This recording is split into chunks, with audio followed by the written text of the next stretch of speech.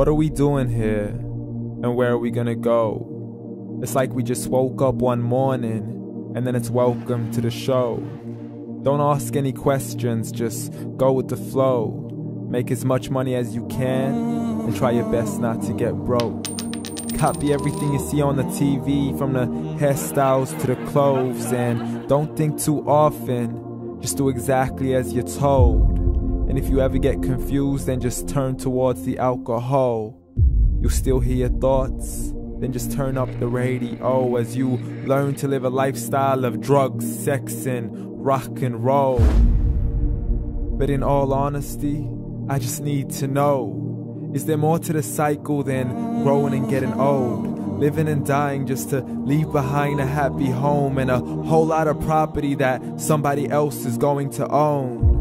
I just really need to know before the casket's closed, 'cause I'm not willing to gamble with my soul, nor am I ready to take any chances. These are just simple life questions and I'm just searching for some answers. Like, what are we doing here?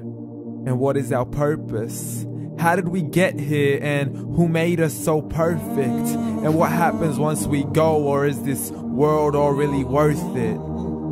Questions we don't answer because apparently we don't really have to. There's no purpose to this life and our existence is merely natural. Then in that case, please let me ask you, did you create yourself, or was it somebody else who had fashioned you? 'Cause you're a being that's impeccable, faultless and unparalleled. You're a product of supreme intelligence and I'm merely being rational.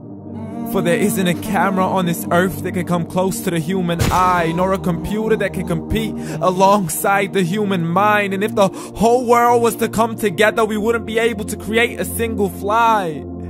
So many signs, yet we still deny. As science tries to justify that all this could come from none, when it's a simple sum. 0 plus 0 plus 0 cannot possibly ever give you 1. So from where did all this order come?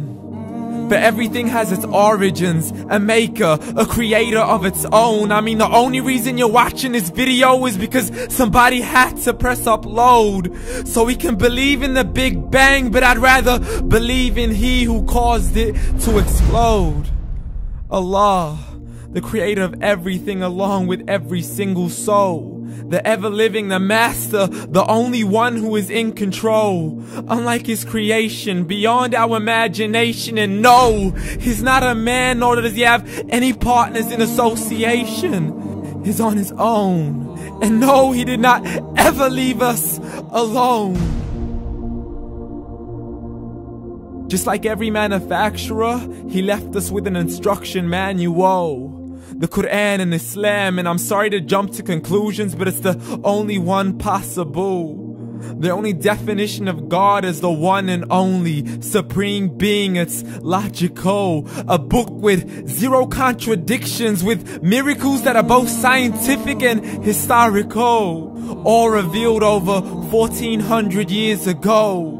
Like the detailed description of the human embryo. The descriptions of the human embryo in the Quran cannot be based on scientific knowledge in the 7th century. To the mountains as pegs holding firm the earth below, and the 2 seas that don't mix in a complete separate flow. To the planets in orbit, alternating night and day as they stay in flow. The expansion of the universe and the creation of everything from H2O. To the stories of the past and the preservation of Pharaoh. To identifying the lowest point in the land where Persia defeated Rome. The gushing fluid that created man in the glands between the ribs and the backbone. And not a word has changed, it's still the same. So please explain how all this was known over 1400 years ago. To a man who couldn't read or write, as he would recite whatever the angels spoke. And if you still don't believe, please try to come up with something that's even close. But you can't, so we took God as a mockery and his messengers as a joke. Muhammad could not read or write. How's somebody who can't read or write gonna start a religion? Dismissed his scriptures as legends and tales of the ancient folk, as we live life according to our whims, desires, and hopes. saying this life is the only home we will ever know. We will live then die, then simply turn to bones. YOLO! Correction, after the grass dies, the rain arrives and it regrows, and Allah promises to do the same thing to your very soul and bring you back from your very fingertips to your toes, as the all-seeing supreme being watches us so close, and we are surely being tested in our wealth, our health, and our self, and everything that we've been blessed with. So believe, for we will surely be resurrected and be brought back to our Lord and account for every single deed, as He hands us our books and orders us to read.